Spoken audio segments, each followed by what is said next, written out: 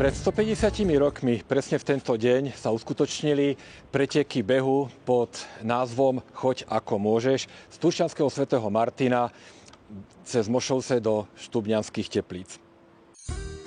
V roku 1875 bol Turčiansky svätý Martin s 1800 obyvateľmi len malým mestečkom v Rakúsko-Uhorsku. V ňom sa niekoľko nadšencov rozhodlo venovať atletike, ktorú v tom čase nazývali zápasníctvom. Po čase si chceli zmerať sily a preto ohlasili preteky.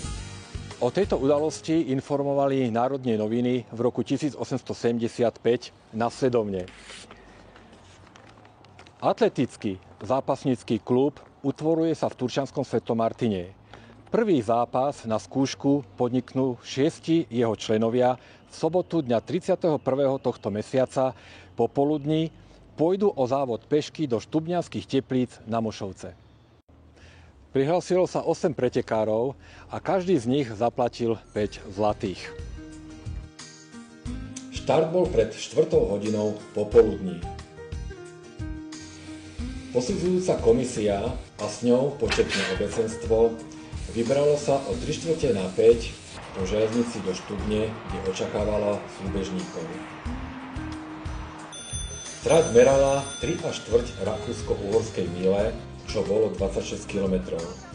Každý súbežník mohol ísť akokoľvek, ale museli ísť vykázanou cestou po Hradskej a jeden druhému nesmeli prekážať. Zložených 5 zlatých by prepadlo, ak by nešiel cestou v zmysle pravidiel a nedodržal predpísanú hranicu 5 hodín. Trať viedla Turčianskou záhradkou, ktorá ponúkala krásne výhľady na okolitú prírodu. Bežci pritom míňali dominanty Turca. Prvý do Štubňanských Teplíc dobehol krajský exekútor Štefan Tomčány za 3 hodiny a 9 minút, druhý kancelista okresného súdu Štefan Rudkaj a tretí Juraj Čajda, spolupracovník Národných novín s minútovými rozostupmi. Ostatní sa opozdili, ale všetci prišli pred predpísanou hodinou. Po vyše 3 hodinách prišli bežci do Štubňanských Teplíc.